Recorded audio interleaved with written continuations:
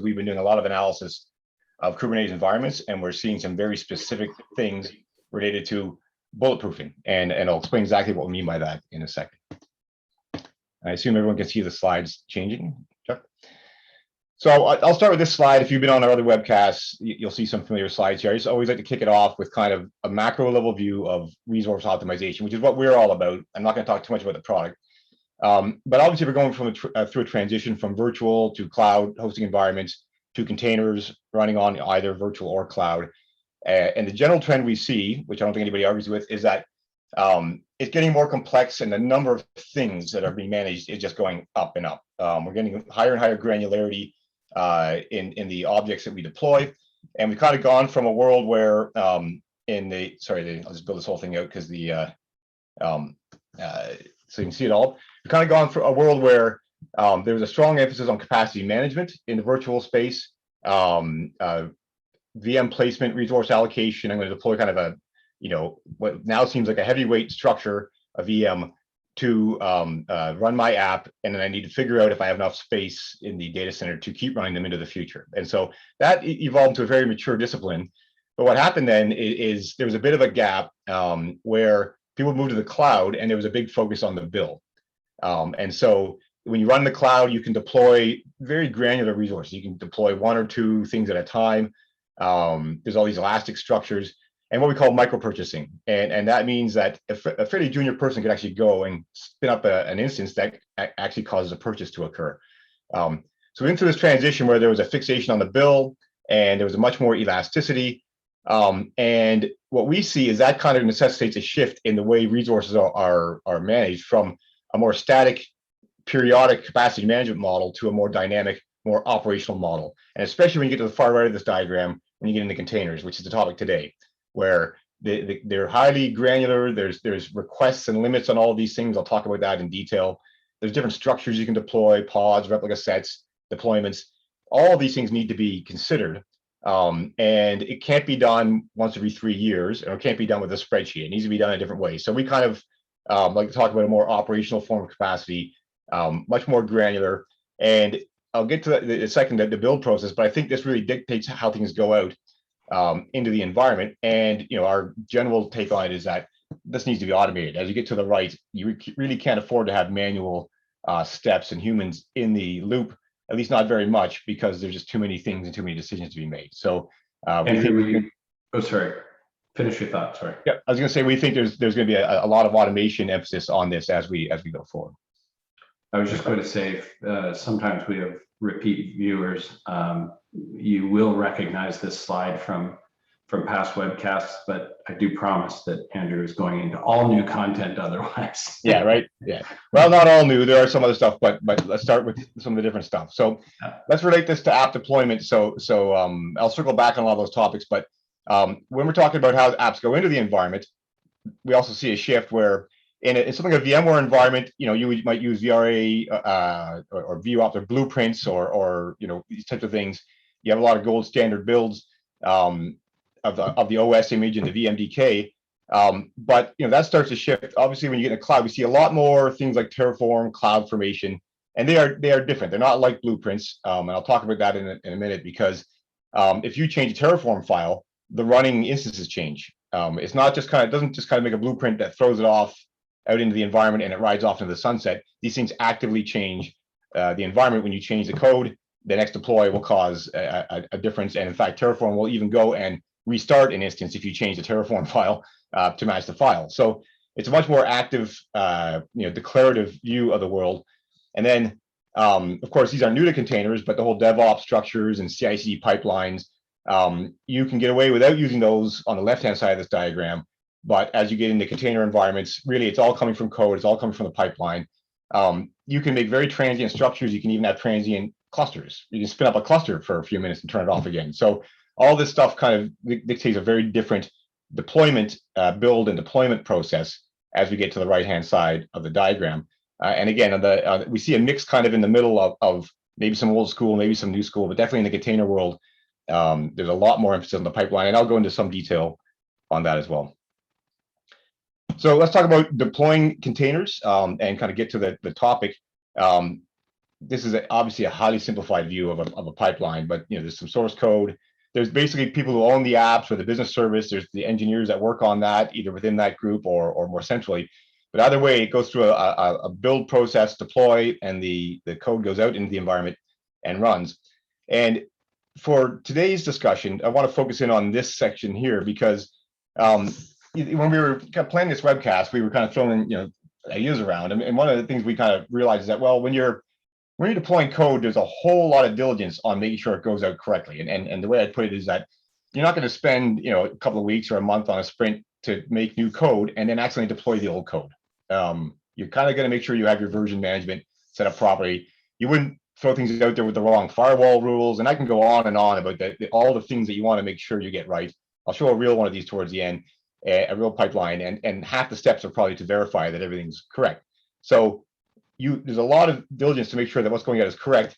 But when we look at resources and there's specs that are in this pipeline, they don't get the same attention. They just kind of, I'll talk a lot more about this, but they're kind of left to estimates or guessing. So what are the requests and limits that you set something to, and where are the policies that govern these things? And I think this is a very important point. We have customers that run cloud and container environments and VMware environments, and there's inevitably policies on the resources. So one very common one, for example, that we've seen forever is I might have an HA pair where one of them is idle, but I don't take away its resources. I don't downsize the VM or change the cloud instance type to something tiny just because it's idle, because at any moment it could get busy. Or load balancer pairs, we see that again. They've got to be sized with some kind of policy of how to treat them, because their utilization might not be indicative of what they should be given at any given point in time. Replica sets, let's talk about containers. They're very complicated. If I have a bunch of replica set where there's 50 replicas, some are busier than others, well, I assign the same resources to all of them. They all come from the same manifest. So what is the policy for setting those resources? Do I set it to the biggest one I saw, or the average, or the 90th percentile? Again, there's a lot of detail in how I specify resources. I'll talk about this a bit later. A lot of software says you have to give us at least this amount of resources. And I think we definitely see that in the legacy environments, and things like, a lot of our customers have rules to say SAP ERP modules, they need at least as much memory, or don't do this, or it must go on one of these types of things. So there's lots of rules even that the vendors provide, otherwise they're not going to support you. Those are starting to exist in containers as well. I'll show a bit of that as well. So there's all kinds of reasons why there's a lot of diligence in the actual resources that go out, but we don't see it necessarily happening. We see it kind of be more left up to guesswork. So if I look at a Kubernetes deploy process, and I'll just build it out to here, the actual numbers that are given a lot of times are just pulled out of the air. And again, our next webcast, we're going to show this in a lot of detail. We've done some really interesting analysis on this. But we're seeing, for example, maybe they just pick a nice round number. A lot of things have 1,000 millicores or 500 millicores, and that's not what they need. Or some of them just have some really bizarre numbers in there. So generally, these things seem to be pulled out of the air. There's not a lot of rhyme or reason to how they're set. Forgetting if there's any deeper policies around it, they're just not even correct from the outset. And when you go and deploy, what happens is, and again, I know some of these are familiar slides if you've been on our other webcasts. What happens is the containers will deploy on the nodes. The Tetris block kind of represents the utilization pattern, and the dotted line is the resource allocation or the request values. So if I gave each of these containers, or inside pods, 1,000 millicores, then they will each get a CPU, whether they're using it or not. That's what comes out of this request. And what that leads to is, and in virtually every environment we've ever seen, and we've seen an awful lot of them across our customers. If you look at a cluster, this is a Kubernetes cluster. This is a real one. In the cluster, about 80 or 90% of the node resources are being given to the containers, but the average utilization is 7%. And this is really odd. We see it around 7% in a lot of environments. It's like kind of some kind of magic number, and I'm not really sure why that is. But the resources are being allocated out. Kubernetes is scheduling the nodes, but they're actually not using the resources, and the clusters are going almost idle. And the key observation here is that these resources, people assume Kubernetes is magic and it'll just all kind of run. But what happens is these request values are not virtual resources, they're actual resources. So if I ask for 1,000 millicores, I get a CPU, and nobody else can have that CPU, not even temporarily. It's my CPU. So it's not the same as like an overcommit concept in a virtual environment. You can give higher limits, and you can go up to your limit. You can go over your request, but the request values are almost like a hard reservation, and so that causes a ton of stranded capacity in the environments. And it has the effect of people saying, "Wow, my containers are expensive," or "running containers are expensive," which is kind of not really the case. It really depends on how you manage them. And if you run this way, then yes, your containers are going to be very expensive, because somebody's going to see the bill for this scale group in the cloud and say, "Oh my gosh, we're spending so much." But the truth is, you can get a lot more efficiency out of this if you set the resources right. But what's coming out of the pipeline generally isn't right. So that's kind of the cost side of the equation. I'm going to stop here for a second. We're going to do our first poll to see if everybody has, experiences this. So the real question is, are your container clusters well utilized? If you look at the chart I just had up, do you look like that or worse? Are they better? Are they really good, or do you not know? And that's a pretty fine answer. Again, a lot of people are just early days, and we find people don't actually look at this. So you can have a lot of containers running and actually not even know what your cluster utilization is, because a lot of times the monitoring isn't even in place to see what they look like. So there's all kinds of reasons why, a lot of times we do see people actually aren't even aware of what this is. And if it looks like there's kind of a mix of they look bad like us, nope, one person said they look good, and then a lot of don't know because they're not deployed yet, or we haven't looked at it. So kind of a mix. I guess somebody here is doing well on the call, and then a bunch of not sure or needs work. So we've seen an uncanny resemblance to what I showed in a lot of the environments we analyze.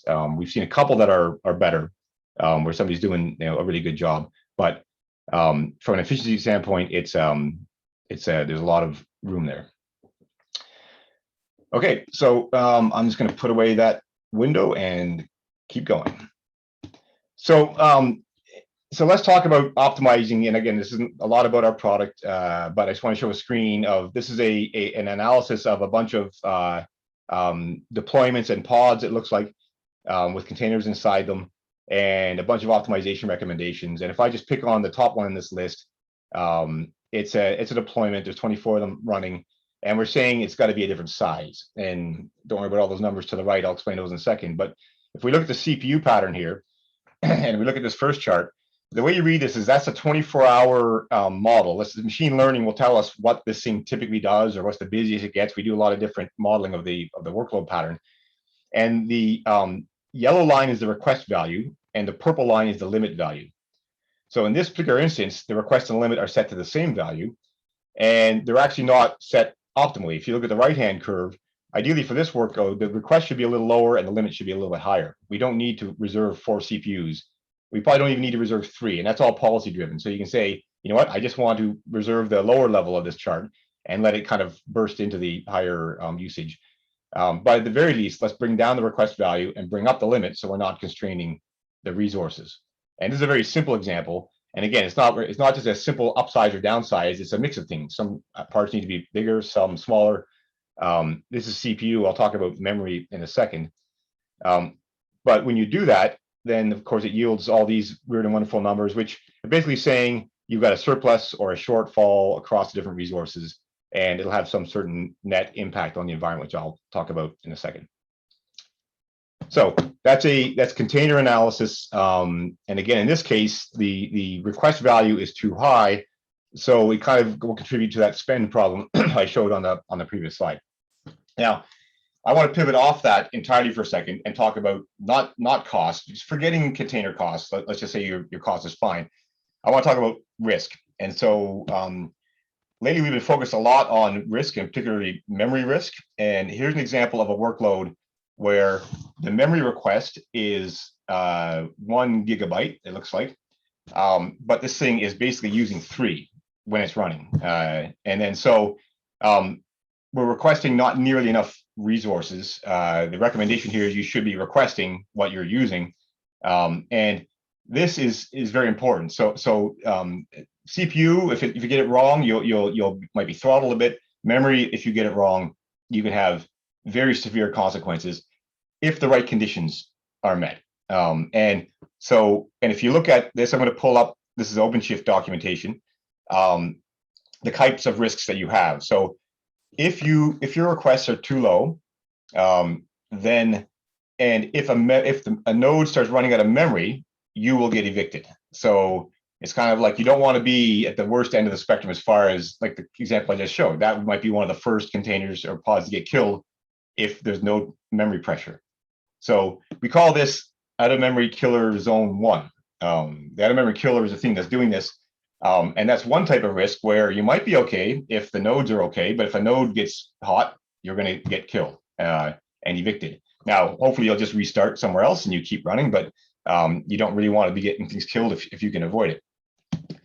The second one we've been fixated even more on very recently, because we're seeing this in customers as well, where the memory limit is below utilization.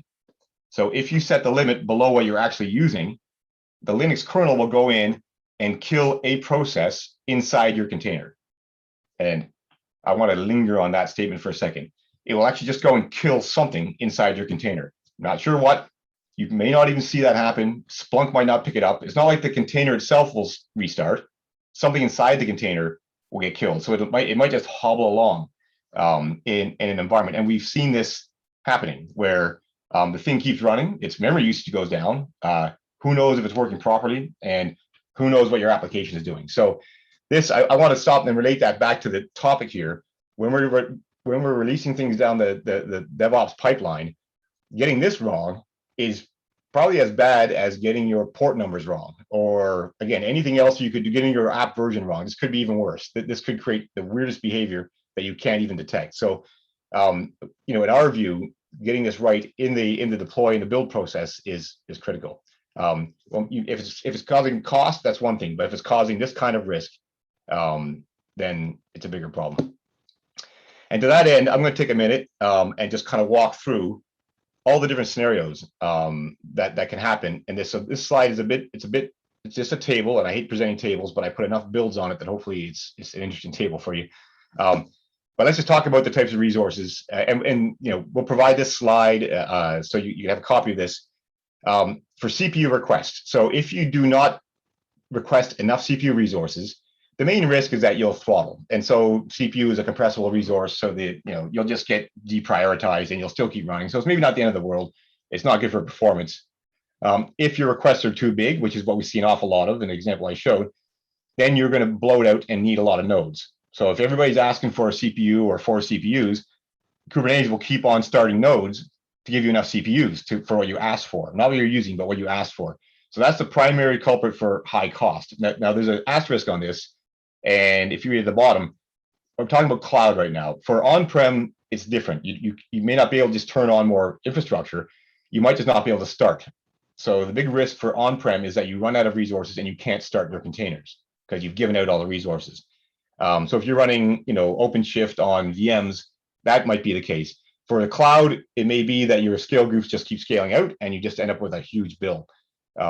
So that's one we see a lot. Again, it's a cost risk, and the people deploying may not even know or care what it costs, but that at some point downstream, that's going to get on someone's radar. And not set. We also see an awful lot of values that are not set, and I'll circle back on this as well a bit later.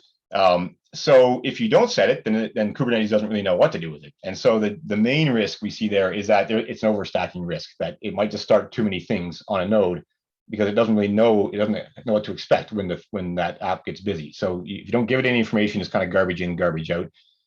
So in our view, it's always a good idea to set the values. I'll show you something in a minute that kind of makes that a little more complicated. Memory requests. Again, this is the biggie. If you don't request enough memory, and there's pressure in the cluster or the nodes, then you'll have a problem. If there's not pressure, you'll probably be okay. If there's just enough capacity swimming around that there's enough memory, even if you get your containers, most of the containers wrong or some of them wrong. But if a lot of the containers are wrong, this will start to become a big problem. And if they're too big, it's the same as CPU requests. You're just going to end up with too much infrastructure. So if you're asking too much memory, then you're just going to end up paying for a lot of hardware. And again, not setting it is also an overstacking risk. So if you don't tell it how much memory it's going to need, how does Kubernetes know what to do? It's just going to schedule you onto a node and hope for the best, I guess. So those are the request values. And again, I know this is kind of I hate presenting tables, but again, hopefully the little red boxes make this just so fun to watch. The CPU limits in general aren't that risky. There's not a lot that can go on. If you make them too small, you can get throttled. So that's not good. If you make them too big, the main risk that we see is that a container can just run away and take up a whole processor or several processors and screw up the other containers. So it's more of a noisy neighbor risk. So we do see a lot of cases where the CPU limits are either not set or they're set way too high. A lot of times they're way too high. And all it means is that you don't really have any controls on that thing. You're not stopping it from being a bad actor, which could impact other containers. For example, in the memory world, it can lead to the nodes being exhausted. And of course, if you don't specify a limit, then you're uncontained. You're just going to use whatever you want. You're not even within the kind of the virtual machine boundaries of the virtual CPUs that we're given. You can basically chew up the entire node if you want to. If you're multi-threaded, you can do all kinds of nasty things. Again, at least in VMs, you're limited to use the virtual resources that have been given to the VM. But when you're in a container, you're just running in the OS with no limits. Memory limit being too small. This one is probably the worst one. It's not as common as the other ones, but we do see it in a lot of instances that are out there. And it will cause the Linux kernel to actually kill processes, like I mentioned. So this one is a nasty box. You want to avoid that one. If the memory limit is too high, then like CPU, it just lets, if you have a memory leak, then you can end up using all the memory of the, up to your limit, and it might mess up the other pods and containers on the nodes. So this box interacts with the memory requests being too small. If your requests are too small, you might be okay, you might be at risk. If your limits are too big and something goes crazy, then you might start to feel the pain. So there's kind of combinations of cells here that occur. And of course, if you don't set them, then again, you can overstack and still have issues. So I wanted to cover that in some detail. I know that's a bit of a boring slide, but I think this is important because we're seeing out of all of these scenarios. And again, back to the main topic, some of them you might say, okay, I got it wrong. It's going to cost a bit more. That's somebody else's problem.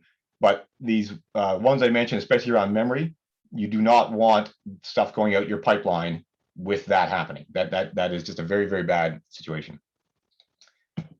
I'm going to throw a further complication in here in that I mentioned that we also see a lot, especially in VM and container and cloud environments, vendors having recommendations or requirements. Your SAP ERP modules need to have at least 16 or 24 gig of memory, or you're not certain, you're not in compliance, and they won't support you. Database vendors, there's all kinds of minimum requirements. I did a quick Google just to kind of find an example. Here's a good example. This is an Azure document, an Azure Arc of Postgres settings, where they're saying, that you want to have, this is in a section, if you scroll up, it's in the minimum requirements. You need to give it this much. So you want to give it enough based on its utilization, but you can't go below a certain floor. Or in this case, I'm not sure they won't support you or not. This document doesn't say whether it's a requirement for support, but I think more and more in container environments, if you run commercial software or bring your own license type of software, then you'll need to stay in compliance with this. And what caught my eye about this one is that they actually say don't specify the limits, which, okay.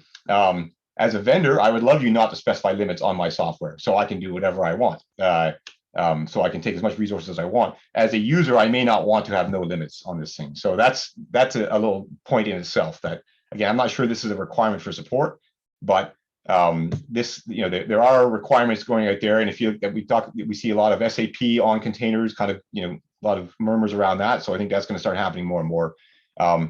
So you need to be careful, not only setting them based on what the systems are actually doing, but setting them based on other policies in the environment.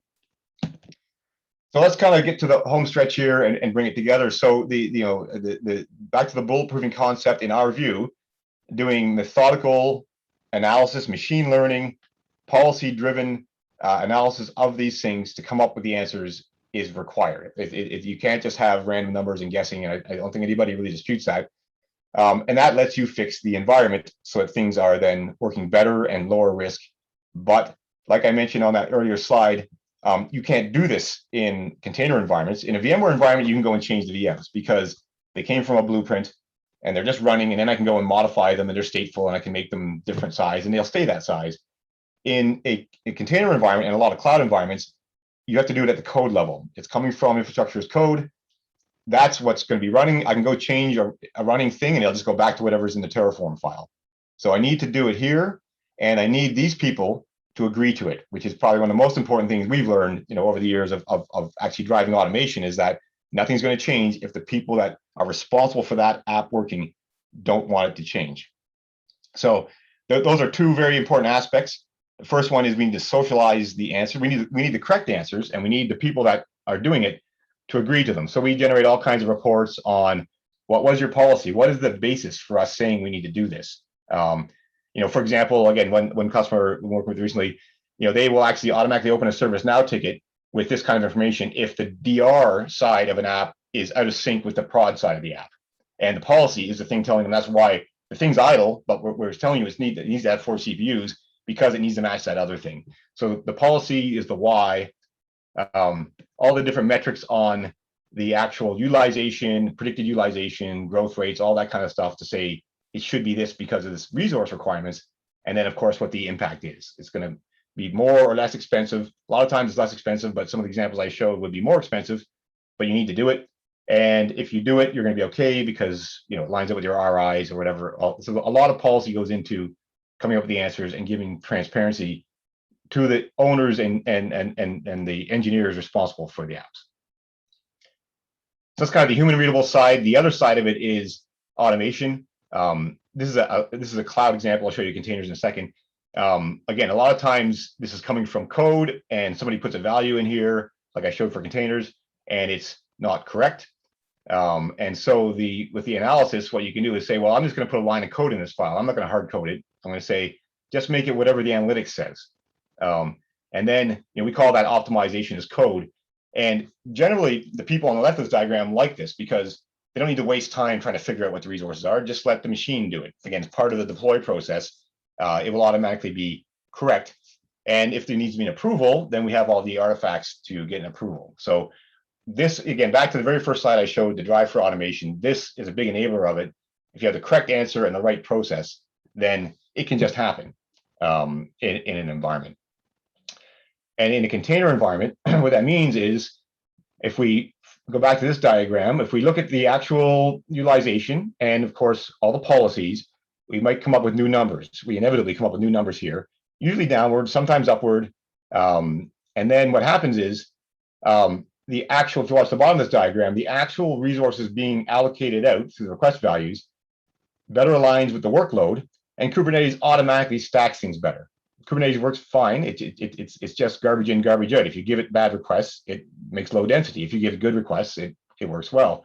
So we can actually then start to get a lot higher efficiency and safety at the same time by aligning these values. And in the container world, then the second step is to look at the nodes they're running on and say, well, now that I've optimized all my containers, I don't need those same nodes. I can run on memory optimized nodes that are smaller because I don't need all those CPUs or vice versa. So there's kind of a two-step process here. Fix the containers, fix the nodes, all of which can be done, for example, through Terraform. This can all be done automatically. And then you're running a leaner, meaner environment. But again, at the same time, we're fixing all those memory request and limit values and making them bigger. So the whole thing just works better. And this is an actual example of one of our customers. There's a case study on our website for them. This is their OpenShift deploy process or pipeline. And you see there's a whole lot of tests along the way, different approvals required. A lot of this to make sure it's going out correct, as I mentioned. And what they do is from the prod environment, analyze it. I won't go through all the details there. But basically what happens at the time they're building the Docker image, they will go and get all the specifications from the APIs and then put it into the OpenShift templates to automatically deploy. So this is a great example, very on topic for today, of a bulletproof pipeline where, in addition to everything else happening as it deploys, the resources are always set correctly. And I think this is a big win. I think they run it on I think they got down to half the infrastructure they were on by doing this.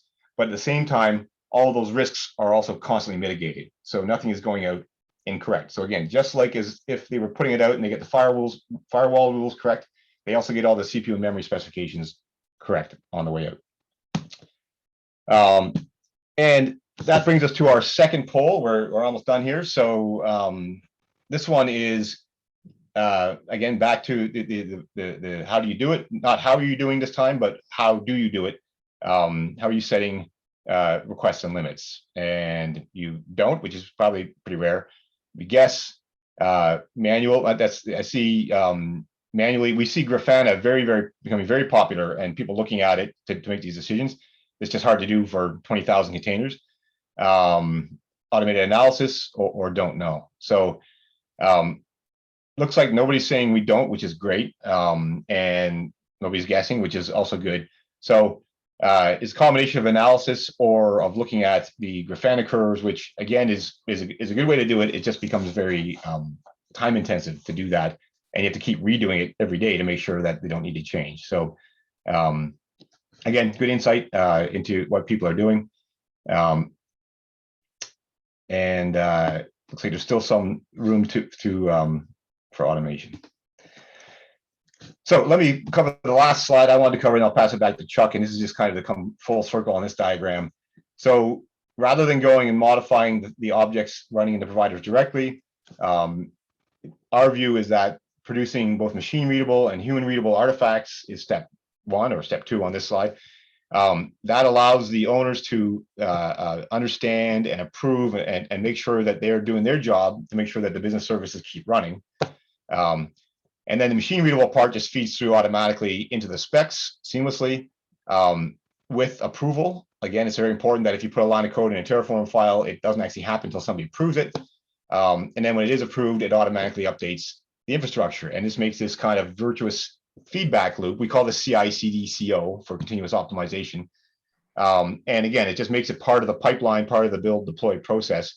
And it gets rid of all the risks I'm describing. And at the same time, what happens is the people that are getting the bill will also get a lower bill. So everybody becomes happy. And again, we've had other webcasts that talk about that role and the FinOps dynamic and the gap. Here, all I'll say is that this allows, from an engineering perspective, to have a very precise deploys. And also somebody else is going to get very happy that they're not wasting money on these resources. And with that, I will stop talking and hand it over to Chuck. Thanks, Andrew. Just a few summary slides, and we will put up one more survey. Just we're interested in your interests as it relates to these types of sessions. So after the conclusion of the webinar, we'd love your input. If you could just take I think it pops up on your screen when you are exiting Zoom. So first thing I wanted to mention was we talked a lot about containers today.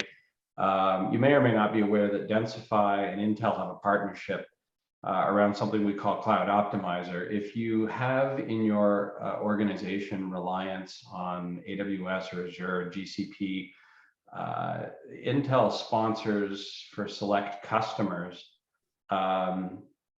funded use of Densify. So basically Densify for free to you by agreeing to work with Intel on examining your cloud consumption. So I mention it, it's something that organizations love to take advantage of because it's a great way to get the power of Densify into your organization and do so at no cost. So let's go to the next slide, Andrew, and just point out that we have another webinar focused on Kubernetes again and containers around some innovative visualization technologies that we're bringing to bear on top of our analytics engine. And so that'll be the first time we're showing that. I welcome you to register. The QR code takes you directly to that. And Chuck, I'll just chime in for a second. Yeah. The beauty of that is that table I went through with all those cells, all of that is a picture. So this kind of we're not providing a sneak peek, but this is very interesting what's coming up the next one. And it really is, again, a lot of what I covered in this one, but visualized in a very, very intuitive way. So we're pretty excited about that because it actually just brings everything out for large numbers of containers all at once. Okay, thank you. Actually, we have a question, Andrew. Based on the recommendations, are there any events about the processes being killed or containers being evicted or other problems in the Densify reports recorded? Do you see that question? I don't see the question, but it's a question that do we report that? We don't currently report out of memory kills. It's in the data. It's in the data. It's actually knowable pretty easily from the environments. I think it's a stat that's tracked. I'm not sure it's part of our data collection, but it is something we're looking at because what we want to do is correlate what I described to did it actually happen. And again, we've done some interesting. Recently, we were working with a customer where we actually saw the memory of the memory being above the limit, and we saw on the timeline over several days the memory go down, where it looks like that's exactly what happened. Something went in and killed, half the container. So we have seen it. It looks like we've seen it happening. We are in the process of incorporating it into our data, so we can tell you not only is this a potential risk, it actually is happening in your environment. But again, I think you can probably see that in the logs that are available from the environments today. Yeah, we wouldn't be an alerting or a monitoring type of solution. Now, the process killing might be hard to see. That one it may not even register on any radar if something randomly is killed inside. So that's the one that we're still looking at closely because we're not sure how you actually know it happened, other than us seeing it in the data. Thank you for that question. If there are other questions, please log them. Andrew, you can go to the next slide, please. The resources that might be of interest. Andrew wrote a very concise, I say concise because people don't like long white papers anymore. It's about a 10-minute read on capacity, what he called capacity operations. That white paper might be useful as you think about the overall process in managing resources in cloud and containers. And the case study that Andrew mentioned about Raiffeisen, there's a quick link to that video as well. A gentleman speaking about how he combined this into his pipeline. And I think the last slide, Andrew, as we wind down and thank everyone from a social perspective, we have quite a rich YouTube channel. We get lots of compliments on the content up there. If you'd like to pop in and see some of these past webcasts, it's a great way to do it. But Andrew, thank you for your content today. Thank you all for joining and enjoy the rest of your day.